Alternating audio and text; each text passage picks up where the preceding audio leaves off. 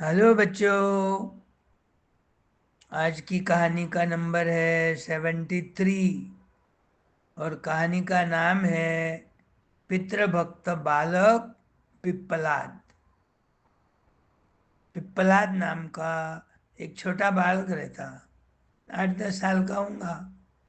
और वो अपने पिता की बहुत भक्ति करता था। कोई भगवान की भक्ति करते, ये अपने पिता की बात, हर बात का पालन करता था। जो भी बोलते थे पिताजी, उनकी बात सुनता था। दोनों का एक दूसरे पे बहुत सारा प्यार था। एक दूसरे को नहीं दिखे तो बेचैन हो जाते। और उसका नाम पिप्पलाद क्यों पड़ा? तो वो पीपल के जो फ्रूट्स आते वही सिर्फ खाता था। जंगल में रहता था। उनके जो पिताजी थे वो महान तपस्वी थे। उनका नाम था दधीची। बड़े फेमस तपस्वी होकर गए। तो एक उसी समय एक वृत्रासुर नाम का राक्षस था। राक्षस तो मालूम है अपने को, सब गंदे काम करते, लोगों को मारते खाते। तो वो वृत्रासुर को एक बार स्वर्ग में जाकर इंद्र से युद्ध करने की इच्छा हुई। अब इंद्र के पास बहुत सारे शस्त्र थे, लेकिन राक्षस के पास तो कैसे भी अलग अलग प्रकार के शस्त्र रहते। इंद्र के शस्त्र उनके सामने फीके पड़ गए। दोनों का युद्ध हुआ, इंद्र भगवान का और वो वृत्तासुर नामक राक्षस का। इंद्र हार गए और इसने, वृत्रासुर ने स्वर्ग के ऊपर अपना राज्य जमा लिया। सारे देवता भी डरने लग गए, देवताओं से भी युद्ध करने लग गया। सब देवता को स्वर्ग में से उन्होंने भगा दिया। अब इंद्र हारने के बाद ये क्या करता? इंद्र कृष्ण भगवान के पास आते। कृष्ण भगवान को बोलते, वृत्रासुर ने स्वर्ग में हाहाकार मचाया, त्राही त्राहीमाम कर दिया। सारे देवता डर रहे। मेरा भी आसन उसने ले लिया, मुझे हकाल दिया। इसलिए मैं आपके पास आया। आप क्या करो, वो वृत्रासुर को मारने के लिए कोई तो भी मुझे विद्या दो। अब कृष्ण भगवान बोलते, तुम ऐसा करो, वो दधीची नाम के जो तपस्वी है उनके पास जाओ। महान तपस्वी है वो। अपने तपोबल से उनको अपनी हड्डियां तक देना आता था। तो आप क्या करो, देवता लोग दधीची के पास जाओ, उनको रिक्वेस्ट करो, उनके दर्शन करो और सारी कहानी बता दो वृत्रासुर की। कैसा त्राहिमाम त्राहिमाम कर दिया उसने। पृथ्वी के लोगों को तो मारता ही था, खाता ही था। और स्वर्ग के भी सारे देवता उसको डरने लग गए। सिंहासन पर बैठ गया है वो इंद्र के। कभी राक्षस स्वर्ग में सिंहासन पर बैठ गया तो फिर कितनी परेशानी होंगी। ये कहानी बताओ और उनको रिक्वेस्ट करो, आपके तपोबल से आपकी हड्डियां हमको दो। वो हड्डियां से हम क्या करेंगे, विश्वकर्मा को शस्त्र बनाने को बोलेंगे। और हमको कृष्ण भगवान ने बताया है कि यदि दधीची ऋषि के हड्डियां से विश्वकर्मा से शस्त्र बनाकर वृत्रासुर के साथ वापस युद्ध करेंगे तो वृत्रासुर उसमें मारा जाएगा।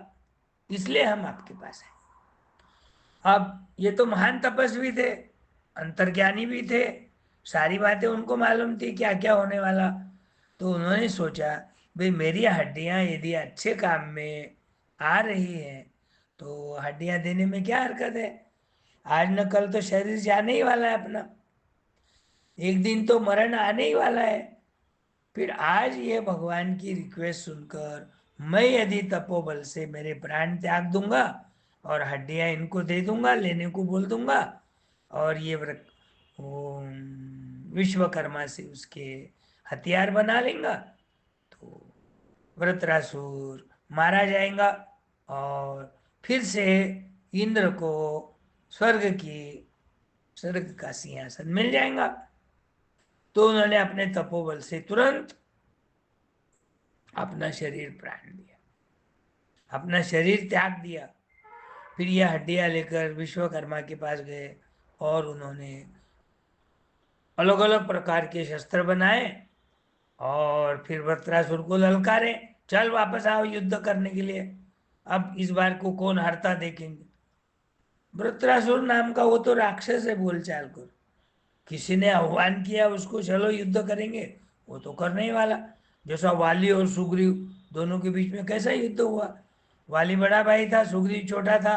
पहले तो सुग्रीव को हरा दिया और फिर राम भगवान के कहने पर वो सुग्रीव फिर से ललकारा उसको, वाली को। ललकारने के बाद वो तैयारी में तो था ही, कभी आया तो मैं उसको राज्य नहीं दूंगा, उसको हकाल दूंगा वापस। बड़ा युद्ध हुआ था, लेकिन उसमें वाली मारा गया था। वैसा यहाँ पर युद्ध हुआ, वृत्तासुर मर गया, सिंहासन मिल गया इंद्र भगवान को। अब वही जंगल में पीपल के झाड़ के नीचे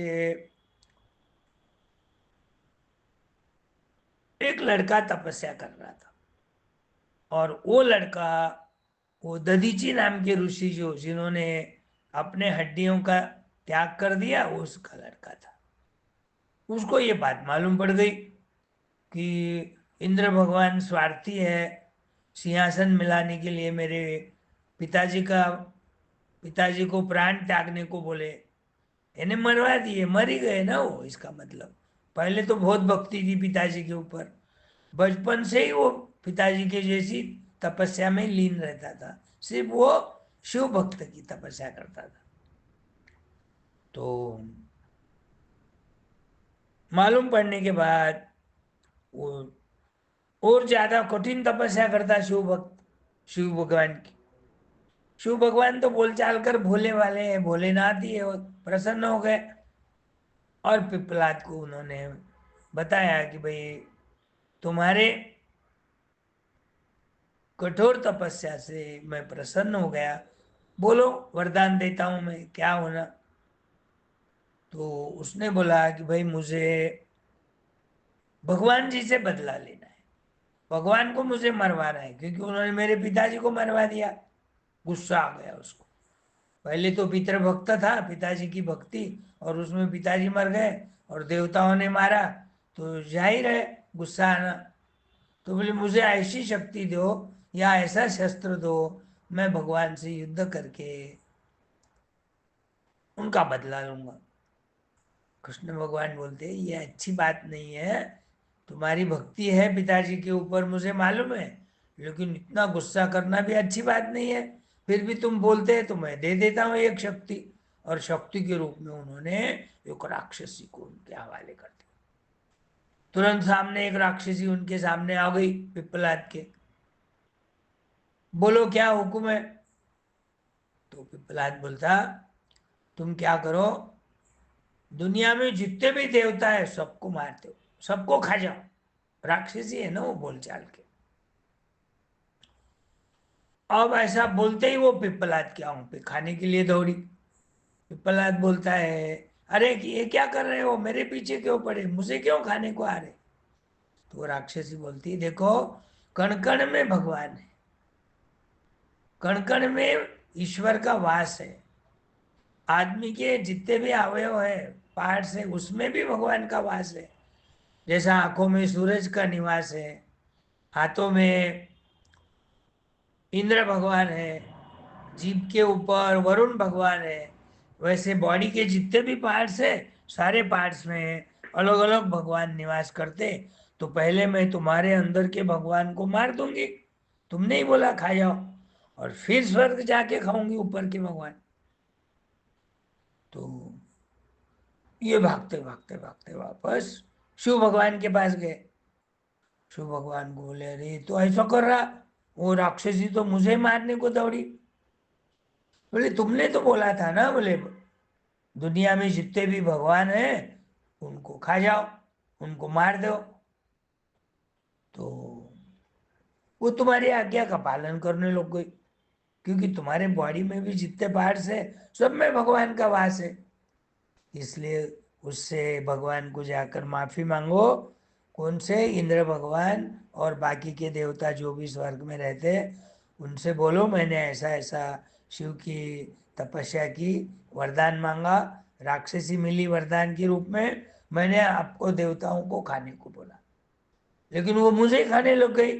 शिव जी ने मुझे समझाया कि भाई तुम्हारी भक्ति है पिता के प्रति, तुमको गुस्सा आना जरूरी है, लेकिन तुम तो देवताओं को ही मारने को लग गए।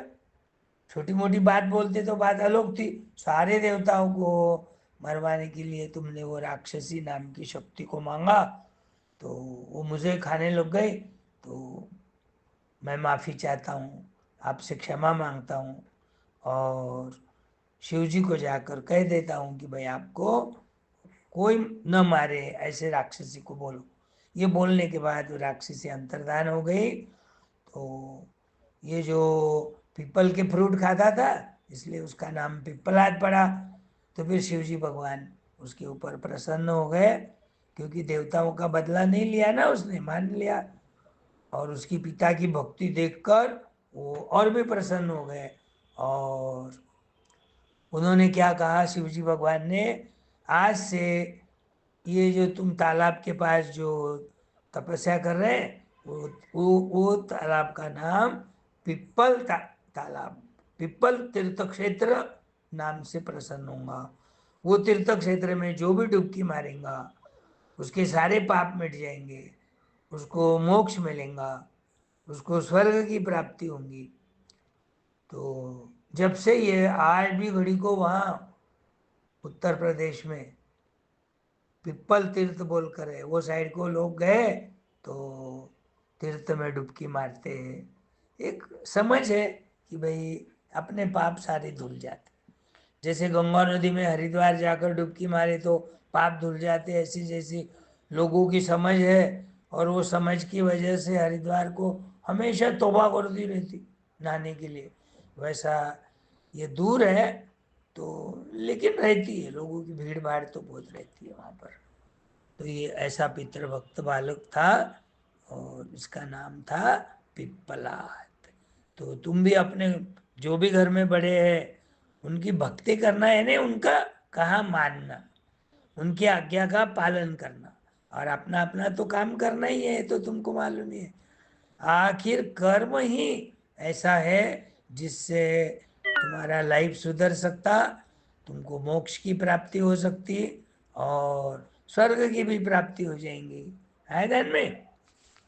अब कल दूसरी कहानी।